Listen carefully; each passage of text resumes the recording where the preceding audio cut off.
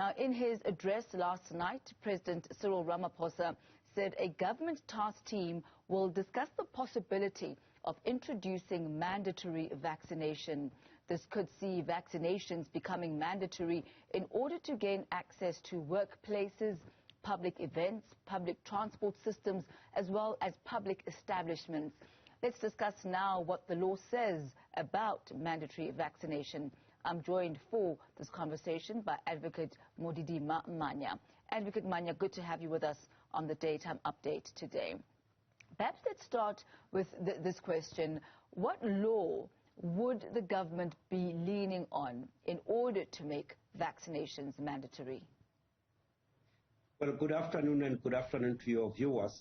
As you are aware, the various rights are contained in our Bill of Rights, which is part of our Constitution. But Section 36 of the Constitution itself makes provision for the limitation of rights when it's reasonable and justifiable. So if you were to limit the rights that are contained in the Bill of Rights, you would have to comply with Section 36 of the Constitution, and that is the basis on which any such restriction would be based. So talk us through Section 36. Look, to put it in simple terms, Tammy has got a right to not be subjected to an authorized medical procedure. For instance, a vaccination would be an administering a health product on you. You need to consent. So people have a right to say, I don't want a vaccine. Now, the difficulty you are settled with is that the vaccine is now part of the broader mechanics to resolve the calamity of COVID-19. You may not want to be vaccinated and have a right to refuse vaccination.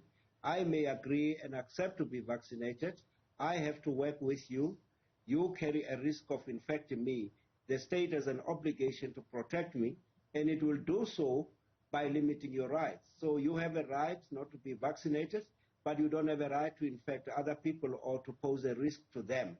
So it is in that context that the president spoke about the issue of the mandatory. I don't necessarily think mandatory is the correct word, but I think it's the limitation of the rights of those who would not want to be vaccinated. I don't think you can force people to be vaccinated in law.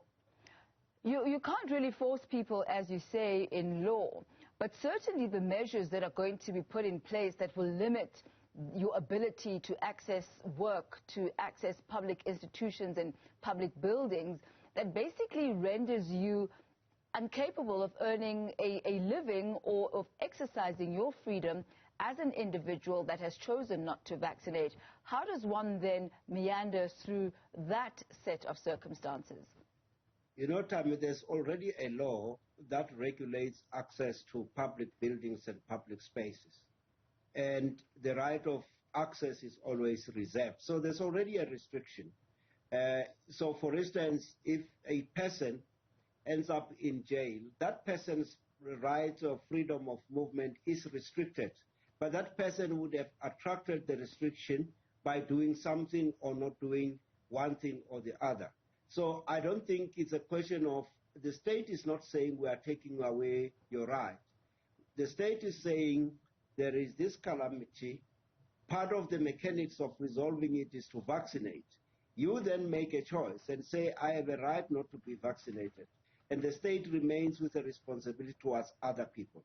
So if you want to earn a living, you have to coexist with other people. You have to appreciate that Tammy is not a fan of vaccination, but she took a responsible decision to protect herself and protect others. Now, you cannot come and be the spoiler. So, unvaccinated people are a threat to whom? Are they a threat to other unvaccinated people? Are they a threat to those who already have received vaccination? Who exactly are they really a threat to? Look, I'm not a scientist, but my understanding, and I accept that from the scientists, is that vaccination reduces the risk of transmission and infection.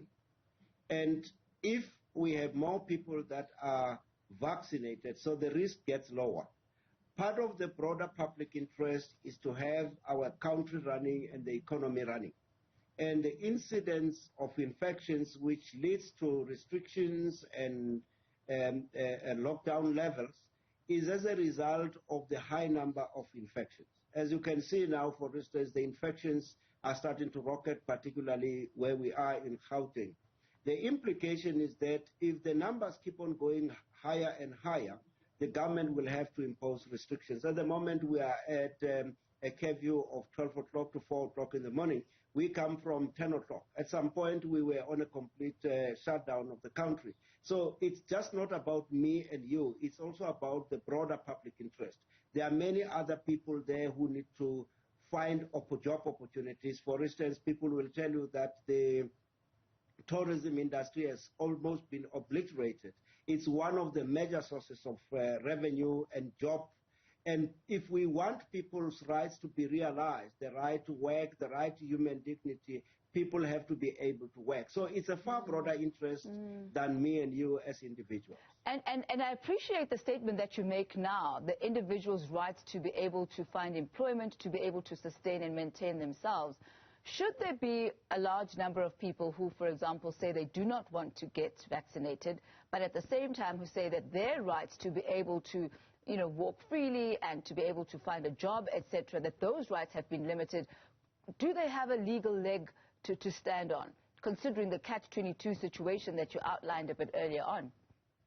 Well, remember, in terms of Section 7.3 of the Constitution, the state is obliged by legislative and other measures to ensure the realization of the rights in the Bill of Rights.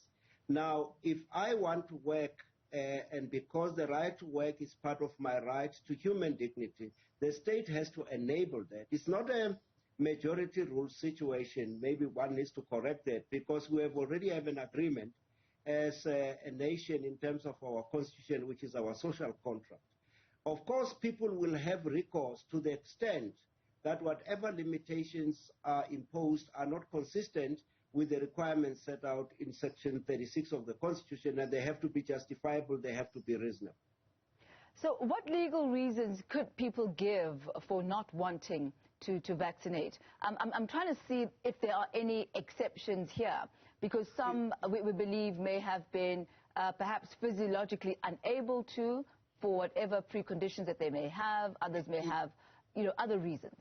Yes, I think the president did allude to certain categories of people. Remember, even in as much as I would want to be administered with a vaccine, but if it is going to conflict with other medication that I'm taking and threatens my life, it would be unjustifiable and unreasonable for you to expect me to be vaccinated. But we must also understand that vaccination is but one of the mechanics. And the president, I think, tried to emphasize that. So there would be instances where, for instance, it would be reasonable for me to work from home as opposed to going physically to the office because I can't be vaccinated. But then I also imagine a situation where there are people who work outside and who work probably individually. They don't pose a threat to anybody that much. But the reality is nobody knows and nobody can tell you the nature and the extent of the risk of these viruses as it mutates. So there is a need for a general measure of control. That's the best I can take. Advocate Mannya, thank you very much for your insight in this very topical issue that we're dealing with, not only as a country, but globally as well. That's legal expert, Advocate Mannya. Thank you so much for your time.